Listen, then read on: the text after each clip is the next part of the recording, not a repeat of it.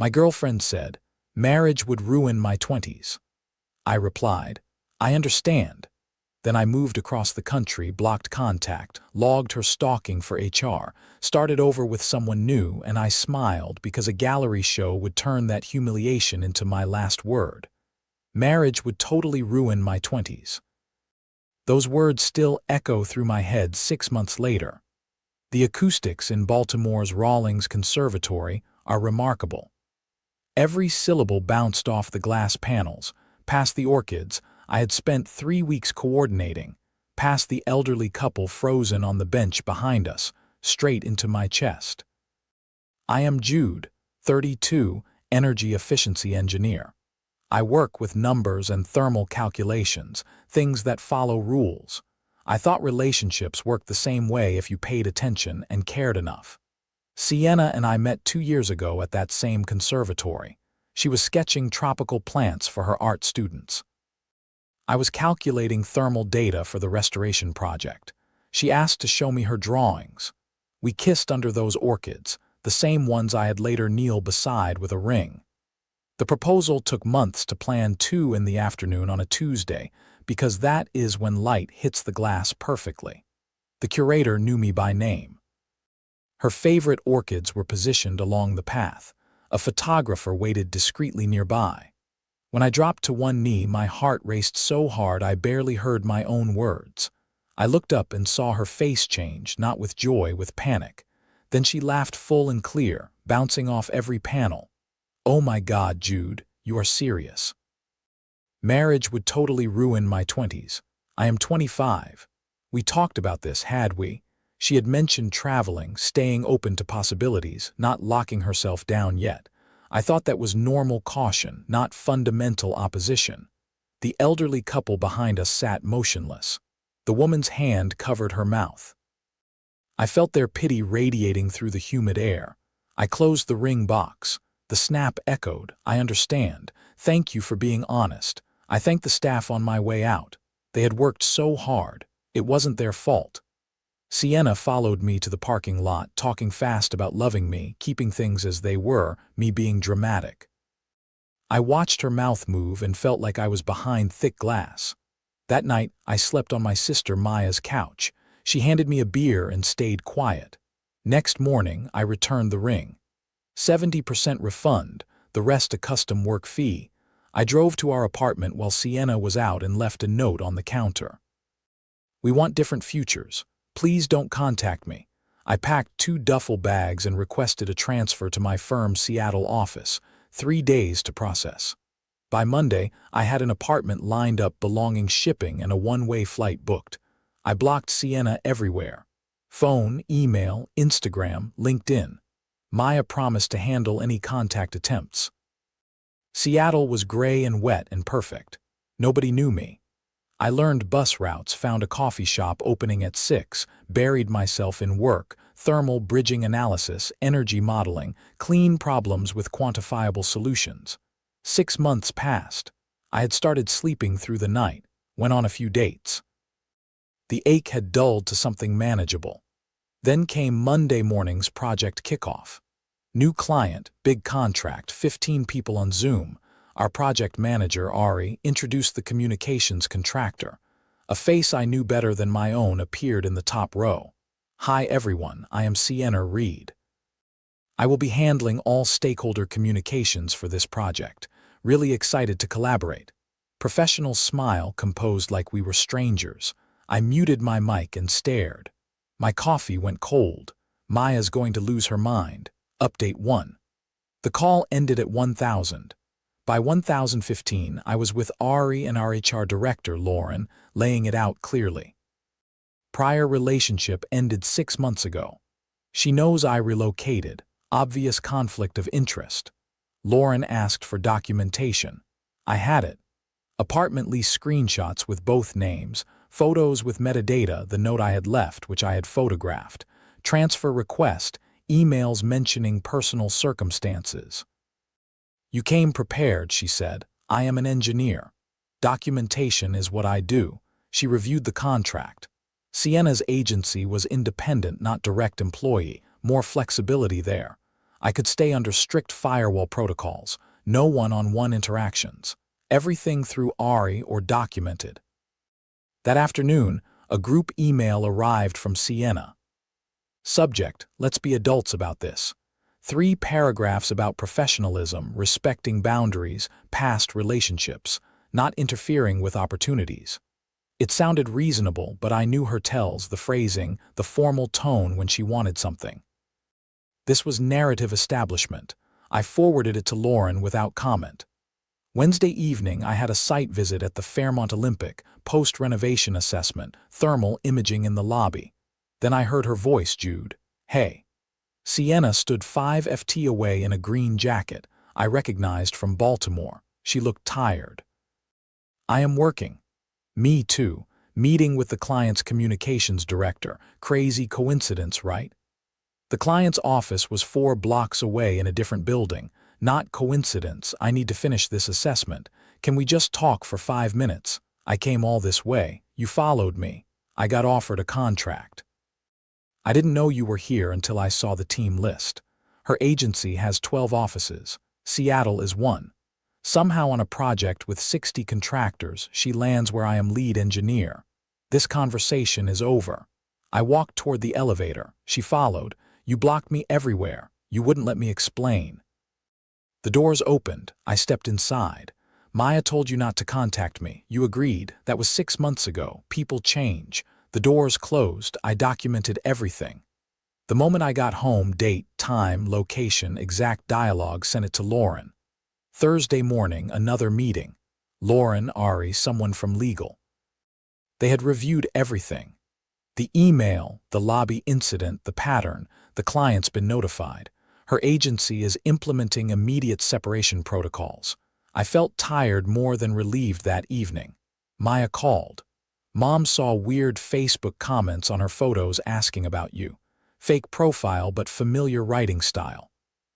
Block it already did. But Jude, this is escalating. Friday afternoon. My phone buzzed. LinkedIn notification. Sienna had posted a long essay about workplace dynamics and gender bias. Didn't name me, but details were unmistakable. Male colleagues leveraging past relationships to control women's careers. HR protecting men at women's expense. Invisible ways women get pushed out. 3 project people liked it within an hour. 1 commented support. I screenshotted and sent to Lauren by Monday. Sienna was reassigned to a different project. Her agency sent formal apology to the client. The LinkedIn post disappeared, though screenshots had circulated internally. Tuesday afternoon, I found an envelope in my mailbox. No return address handwritten. Sienna's distinctive slanted script with those looped capital JDKs. I stared at it for 20 minutes. Called Lauren about protocol for unsolicited contact. Don't open it. Log it sealed. We may need it for documentation. I filed it away. That night, a Facebook message from an unrecognized account. Profile photo, sunset, name Ocean Wanderer, message, you always did run away when things got difficult. I blocked and documented. Wednesday brought another message, different account, same tone. Did you tell HR I followed you? That is paranoid even for you. I stopped reading, just screenshotted and blocked. Thursday, a package arrived at my office. Small, flat, brown paper wrapping, printed labels, no return address. Inside, a pressed orchid perfectly preserved on card stock. No note, just the orchid. I knew which one. From the conservatory, her favorite variety.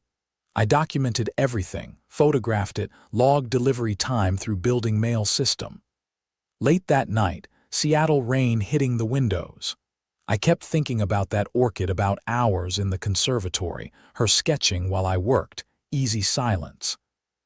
Then I remembered her laugh bouncing off glass, standing there with that ring, strangers watching.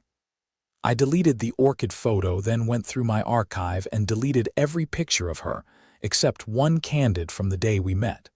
She is looking at her sketchbook, absorbed, afternoon light filtering through glass behind her. I don't know why I kept it. Maybe as proof she was real once, that we were real before everything broke. Maybe some evidence you are not ready to destroy yet. Update 2. I met someone. Rowan, 33, coastal engineer working on shoreline restoration. We met at a Puget Sound beach cleanup. Ari dragged me, said I needed activities beyond work and staring at walls. Rowan coordinated volunteer crews with calm authority that reminded me of Maya. After filling 15 trash bags, she asked about coffee. We talked sediment transport, wave dynamics, Seattle's terrible water management. First real conversation in months where I didn't perform normally. She didn't ask about my past. I didn't volunteer it. Third date, I told her everything. The proposal, relocation, workplace situation, harassment pattern. Rowan listened without interrupting. That sounds exhausting. Are you handling it? I think so. Good, let me know if that changes. No drama, no judgment, no constant reassurance demands, just acknowledgement and space. 2 months now. It is different with Rowan, steadier. She has her own life, work, friends. Together feels like addition, not consumption. Which brings me to this update. Last week, Rowan mentioned something strange. Her lab's Instagram gets posts about restoration projects. Someone commented on several recent ones. Nothing overtly inappropriate, but targeted. Beautiful work. Does your team worry about construction industry environmental impacts? Interesting approach. Considered partnerships with energy efficiency consultants, different accounts, all created within a month. No posts, no followers, consistent writing style. Rowan asked if I knew anyone testing boundaries. I recognized the phrasing immediately. Emphasis patterns, passive-aggressive framing disguised as innocent questions. I told Rowan about the pattern, so we document it, she said. I looped Lauren in. She connected with legal. They sent cease and desist notices to the handles, filed Instagram complaints. Accounts went silent within 48 hours, but it didn't stop. Last Tuesday evening, I left my building's parking garage around 7. Late work, thermal modeling recalculation, garage mostly empty, few scattered cars. Halfway to my car, I heard footsteps echoing. Quick light, then a voice. Jude, wait. I turned. Sienna stood near the stairwell entrance, maybe 20 ft away. Jeans, dark jacket, hair pulled back. Different, thinner, older, though only 9 months had passed. How did you get in here? The garage requires a key fob. I followed someone through. I just wanted to talk. You will not answer messages because you are not supposed to contact me. I pulled out my phone, opened voice recording, made it obvious. Are you seriously recording this? Yes. She stepped forward. I stepped back. This is insane. Jude, I am not some stalker. I made a mistake.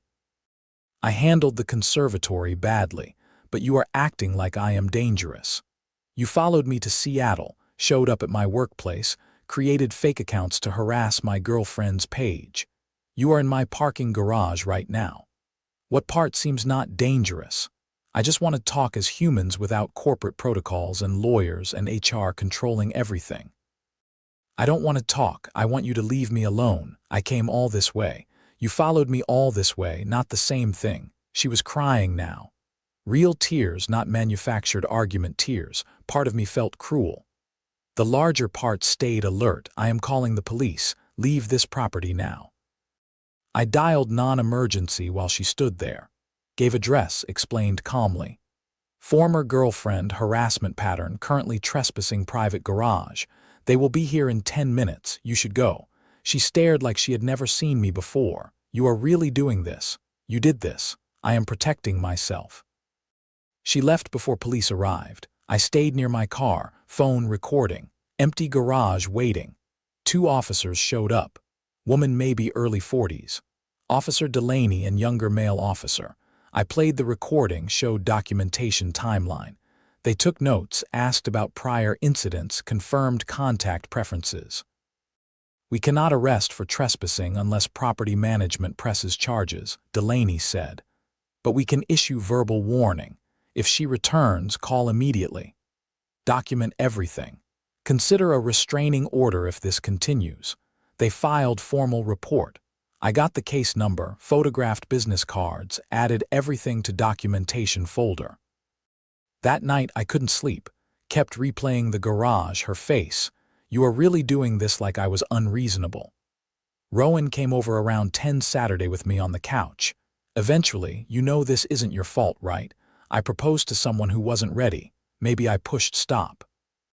You asked a question, she answered. Everything after was her choice. I wanted to believe that. Still working on it. Thursday morning, Lauren called. Sienna's agency had been informed of the police report. Administrative leave pending behavioral assessment. Active contracts quietly redistributed. Friday, Rowan received an Instagram DM. Anonymous account. Ask him why his last girlfriend left him. He will pressure you into things you are not ready for. Rowan screenshotted, showed me, then responded publicly. Healthy relationships are built on choice, not pressure. Maybe work on that. Blocked the account, never mentioned it again. This morning I cleaned old files and found that sealed envelope from months ago. Still in the folder, I held it, feeling slight weight of whatever paper inside. Then I wrote on the folder tab, not mine to carry. Filed it back. Maybe I will throw it away eventually. Maybe not. But I am not carrying it around anymore. Rowan and I are planning a San Juan Islands weekend next month. She wants to show me the restoration site. I am looking forward to it being somewhere clean and quiet with someone who understands boundaries aren't punishment. They are healthy architecture. Not the ending I expected kneeling in that conservatory, but maybe a better foundation than I knew how to build back then. Final update. 3 years ago, Sienna became a closed chapter, not forgotten but filed where old things belong. Then yesterday morning, a co-worker forwarded me a link. Hey, isn't this your ex? The link led to a Baltimore art gallery. Special exhibition, the Greenhouse Collection, a study of moments we ruin ourselves. Artist Sienna Reed. I clicked through gallery previews. Most were abstract. Shattered glass patterns, pressed flowers in resin, conservatory photographs with distorted perspectives. The centerpiece was different. Life-size installation. Recreated proposal scene. Wire and transparent fabric figures. One kneeling holding something small, one standing, head tilted back. Suspended glass panels overhead, some intact, most fractured, artificial orchids scattered across floor. Caption. Sometimes the moment that destroys you also defines you. I stared at that installation, then closed my laptop and went back to drainage specifications. That evening, a package arrived at my office. Mail room called, said someone delivered personally. Asked for it, brought directly to me. No name, but description matched Sienna. Dark jacket, about 55, left before questions. Inside a frame behind glass, single-pressed orchid, exact conservatory variety, cream card stock, handwritten note underneath. I finally understand what you saw that day. I brought it home, showed Rowan. She read carefully, looked at me. What do you want to do with this? I don't know. Then let's put it to rest properly. Maya was getting married in 2 weeks. Back in Baltimore, we had already planned the trip, arranged carefully, booked flights. Rowan suggested arriving a day early, make a stop. The Rawlings Conservatory had been renovated. New glass panels, updated climate control, expanded tropical section. A plaque near entrance dedicated restoration to Mr. and Mrs. Callahan, the elderly couple from that bench 3 years ago. They had left money in their will. The dedication called them longtime patrons and quiet witnesses to countless moments of joy. I wondered if they had told anyone what they witnessed. Probably not. Some people carry others' pain quietly. We walked familiar paths, different orchids now, new varieties. Afternoon light still hit glass the same way though. Cascading patterns across floor. Near the tropical section was a small water feature that hadn't been there before. Rowan pulled the framed orchid from her bag. We had decided together. I opened the frame carefully, removed the pressed flower, let it fall into water. It floated briefly, then slowly sank. That is where it belongs, Rowan said. No audience this time, I said. We left through main entrance. I didn't look back. That night, we had dinner with Meyer at her favorite restaurant. When my phone buzzed, news alert, I almost ignored it, then saw the headline. Baltimore artist Sienna Reed passed away last night after short illness. Final exhibit will remain open through month. I read twice. Rowan saw my face, looked at screen, quietly took my hand. Maya noticed. "What is wrong?" Sienna died. The words felt strange, real but distant. "Oh," Maya put down her fork. "How do you feel?" "I don't know yet. We finished dinner, went back to hotel. I sat on the balcony while Rowan checked in with our neighbor watching Illy. Baltimore skyline stretched out, same city where I had planned a future that never happened. I pulled up my photo archive, that old conservatory picture, only one I had kept. Sienna absorbed in sketchbook, light filtering through glass. I looked at it long, then deleted it. "Some stories end themselves," I said quietly. Rowan came to the balcony, stood next to me. We didn't talk about it. Just stood together watching city lights reflect off water. Next day was Maya's wedding. Beautiful ceremony, happy chaos, too much champagne, life continuing. We flew home Sunday evening. Illy ran to us, talking fast about everything he had done. Rowan got him ready for bed while I unpacked. Normal evening rhythms built slowly over years. Monday, I went back to work. Energy modeling, building performance analysis systems that either work or don't. No ambiguity. Tuesday, Rowan's lab published San Juan Island's restoration results. Wednesday, Illy learned to write his name. Thursday evening, we went to the beach near our house. Same one where I would met Rowan at that cleanup 4 years ago. Illy played in shallow water, completely absorbed the way kids get learning how world works.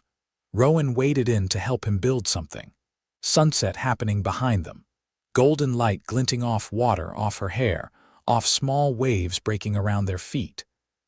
I took a photo, not for documentation, for keeping, for remembering. This is what I built instead. What came after? You cannot control what people do with the truth, only whether you live by it. Sienna made art about a moment that broke us both. I made a life about moving through breaking towards something solid. I don't know which of us figured it out first. Maybe neither. Maybe we both did what we could with what we had. But standing there watching my son and wife play in water, I knew which version I wanted to carry forward.